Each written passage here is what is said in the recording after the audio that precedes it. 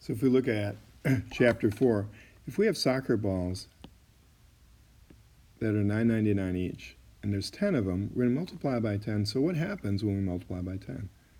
$9.99. So the $9 becomes 90, the 9 dimes becomes $9, the 9 pennies become 9 dimes. And so everything shifts over one. So if we multiply this by 10, instead of $9.99, we now have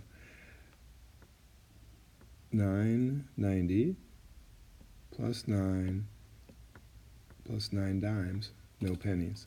So we have that, and if we subtract that from a $100 bill, if you think about it, what do we need to get to 100 from 99 and 90? We just need 10 more cents. So we get 10 cents change. Look at the second one. So we want to get up to $90, and we have 100 half dollars. So we have 50 cents times 100. Well, if you think about that, that would be 5,000 pennies. But another way to think of it is you have 100 half dollars. So every 2 make $1, so we'll have $50.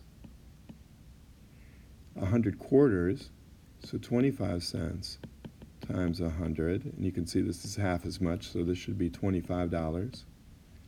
100 dimes, so 10 cents times 100, so altogether 1,000 cents, or $10.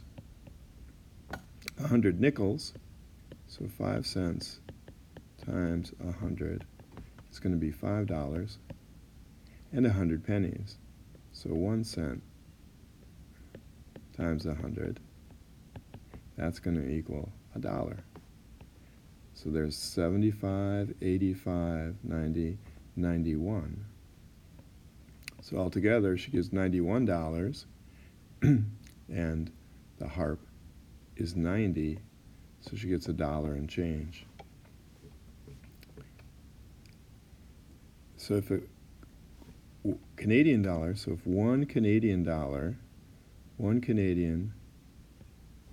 is worth $0.75, then what if you have to pay 10 Canadian? How many dollars would that be? Well, you can see it's a times 10 relationship. So if we take the 0.75 times 10, ends up shifting the decimal point.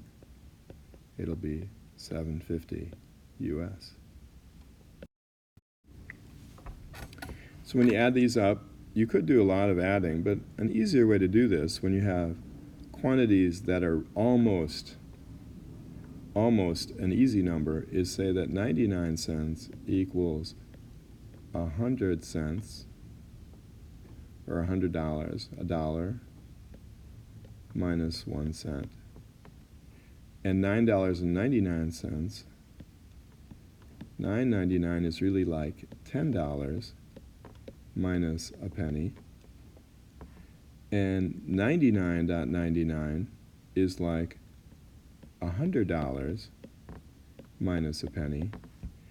And 999.99 is like $1,000 minus a penny. So when we put these together, we don't have any pennies.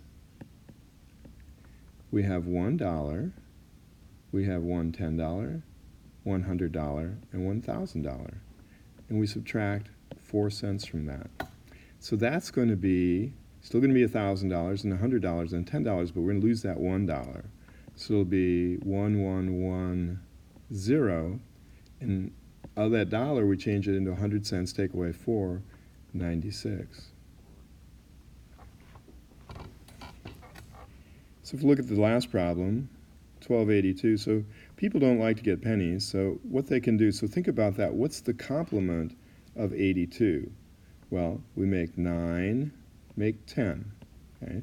So to get to the next dollar is that. So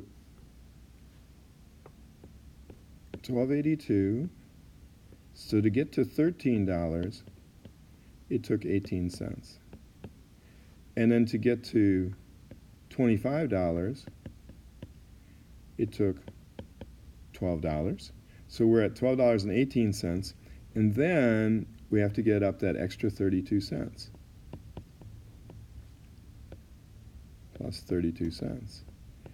And when we put these two together, we see why did what they did. So the 18 cents goes with the 32 cents to make 50 cents. So we have altogether $12.50.